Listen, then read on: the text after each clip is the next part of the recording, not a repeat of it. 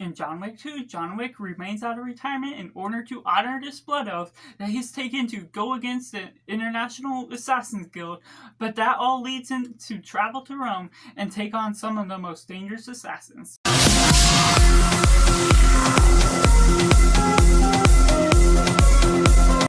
Hello and welcome to Cinema, where we focus on a film. I'm Josh, this is Simply Cinema. Let me know down in the comments below what you thought of John Wick 2. Was it good? Was it bad? Or somewhere right in the middle? Or if you're waiting for this review to decide if you're going to see it or not, and taking it right in a positive. John Wick 2 explores the world that much more, going off to Rome, exploring some of the beats that are really good and take on the same director to this franchise, which continues into the things that really go about the best ways we're exploring John Wick as a whole. The writing remains consistent because of all those beats, the same writer, the same director, and continues to take Keanu Reeves into another great role and exploring Ian McShane as Watkins that much more, taking on all these new threats, and it's a direct continuation from John Wick 1 that really makes it feel continued in the best ways possible to the nature of all the action stunts that are exploring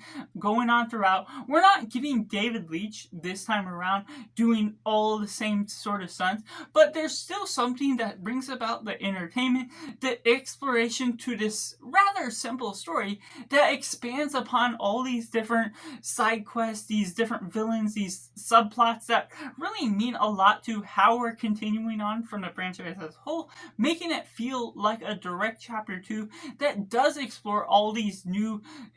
ideas and forms to expanding the world, taking us to Rome, doing all these different forms of the International Assassin's Guild, introducing us to that, introducing us to Lawrence Fishburne's role, and just the idea behind the Continental as a whole, going from America, going to Rome, doing all these exploitations of the plot that gives us an emotional resonance still, even though we're not exploring the romance between John Wick and his wife that same form as a whole. It still goes about its own strides, doesn't feel like it's repeating too much of the same emotional beats that we got just before, which does give us a little bit more of a fresher experience because it's taking us to new grounds, giving us new sets, taking us into the mirror final fight that you can explore as a whole, and giving some of the right motives to what we're getting out of the assassins, that even that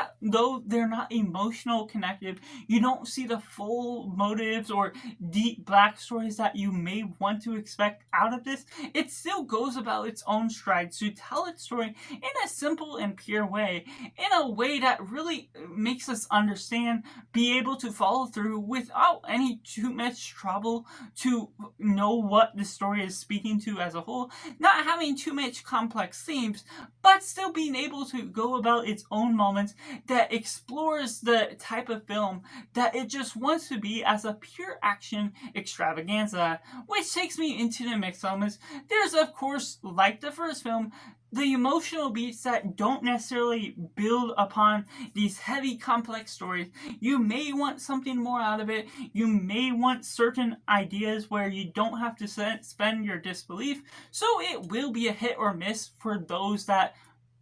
are wanting something more sustained within the realm of action. But of course, this is action to some of the biggest extremes, so that is something to expect, of course, going into it. That, of course, if you've seen the first film, you may know what to expect leading into this, so it could be whether or not it works for you ultimately, a hit or miss in that sort of realm. And taking it into the negatives, there's aspects of this film where it doesn't necessarily take a heavy toll on what the effect of the plot is, but when you get this plot that's rather simple and you're able to follow it fairly well through, just like the first movie, unfortunately, even though it is good in the way it continues directly off of John Wick 1, there's segments to the story that feel awkward by the form of its editing, by its connection to being an in-between John Wick 1, John Wick 2, and John Wick 3. The way you're making the first segment of this film like an epilogue,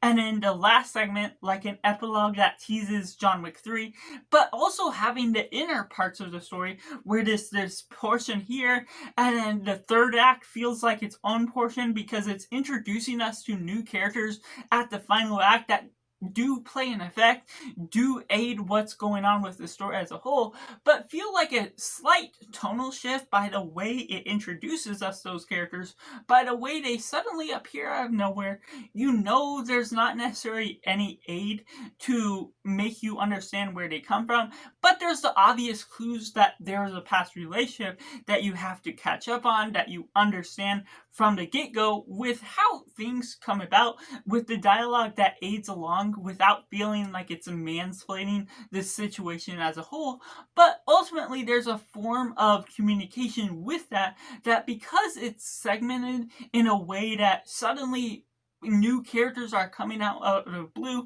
There's multiple different side assassins and side villains that appear out of where they need to come about within the script as a whole.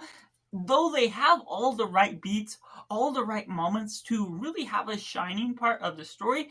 when you're looking at all the multiple different villains that appear throughout the film that become a threat to John Wick as a whole, none of it fully becomes memorable to the sake of becoming a John Wick form of knowing directly what came from John Wick 2, because it carries all these heavy beats of multiple different things where it's a lot of stuff that doesn't feel too much in one sense, but you feel the weight of the amount of stuff that ultimately comes out of it. So that's just my personal thoughts on John Wick 2, which I have to rate as simply 8 out of 10. Let me know down in the comments below what you thought of John Wick 2. Was it good, was it bad, or somewhere right in the middle? Let me know all your thoughts and what you think of my thoughts just as well. Let's create a nice discussion, and make sure to like this video if you enjoy it. Subscribe if you haven't already to join in film culture community where we talk about the love of cinema as a whole. So that's just all, and make sure to do yourself a favor